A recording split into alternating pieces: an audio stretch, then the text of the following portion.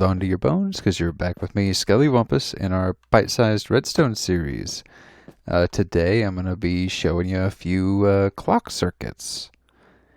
At least one of them is one that most people don't use anymore, but I'm going to go ahead and show it to you. That way you can recognize it and maybe understand it. First of all, we will actually start off with that one. So what we're going to do is the ticks don't matter. It just depends on how fast you want your clock to go. But it is 4 repeaters going in a circle, connected to redstone. We'll call this output right there. And then any redstone bit is your input. So if you flick it, that just seems to, go forever. But I'm going to turn it on. And that's one thing.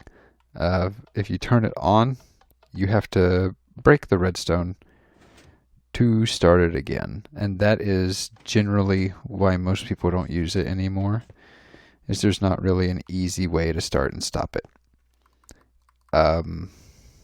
Here is another one. It is a comparator. And your input is going to be right behind your comparator. And your comparator is going to be in subtract mode, if you remember that. And then redstone to the front and to either side. It doesn't matter which side. But you turn this on, it goes all flashy, flashy, flashy. And it will sit there and bounce around. And this one you can shut off. That's why we started using them. And if you need it to go slower, you can add a repeater into the mix. Or you can add 2 repeaters into the mix. It doesn't matter how many repeaters, it's just just the comparator itself is the clock. And this is, I think, what most people use. It's definitely what I use if I'm using like a fast clock. Like if you've seen anything that I'm like dispensing bone meal with, that's the clock that I've hooked up to it, just because it's fast. It gets the job done quickly. Another way you can do a faster clock is 2 hoppers running into each other. And then just drop something in. And I'm going to go ahead and throw a lever on one. And then a comparator out of it. And that will put a signal out whenever the item goes into that particular spot. If you want your clock to be longer, you can add more hoppers in, like this. And that just makes it to where the item takes longer to travel in. See that? It just takes a little bit longer, and you can lock one of these hoppers like this. It doesn't have to be this particular one. If it's not the one with the comparator, it will lock. It will stay down. But since I happen to do it on the one that has the comparator, it's locking in an extended position. Okay, now this one, let me get rid of these diamonds. Now this one, I also use a whole lot, and this is what we call an etho hopper clock. And it was designed by a guy called Etho's Lab, I think it is. But I don't know, Etho, he's been around in Minecraft since the beginning. He is the Minecraft Einstein. But what we're going to do is we're going to have 2 pistons here. And then right behind them, we're going to have 2 hoppers running into each other. Remember, you have to crouch to place them into each other and make sure they're going into each other. Okay. And then from there, you need a comparator going out of each one. And I need a conductive block, so I'll grab smooth stone. But yes, a comparator, smooth stone, or not, a conductive block, sorry, and then redstone.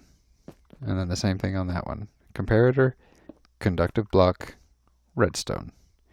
And then here, what you have to do is, doesn't matter where, put a redstone block. And I'm going to go ahead and throw one of these on.